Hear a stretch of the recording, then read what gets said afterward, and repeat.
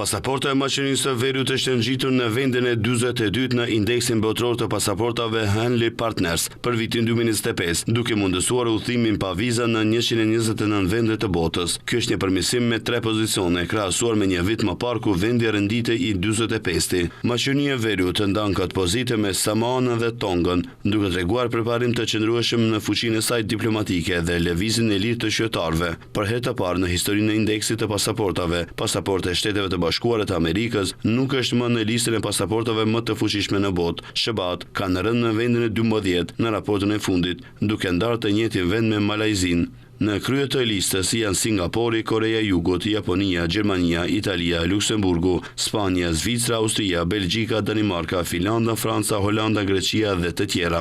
Në fund, megjithatë janë pasaportët e Irakut, Sirisë dhe Afganistanit. Me pasaportën e Singaporit mund të udhëtohet në 193 vende në botë pa viza. Singapori pasohet nga Koreja e Jugut me 190 dhe Japonia me 189. Ndërkaq, ndër vendet e rajonit, pasaporta greke është në pozicionin e 5 me 186 vende, ku mund të hynë pa viza. Kroacia është në vendin e 8 me 184. Pasaporta shqiptare është në pozicionin e 47 me 122 vende që mund të hynë pa viza, duke ndarë vendin me pasaportën e Bosnjës dhe Hercegovinës.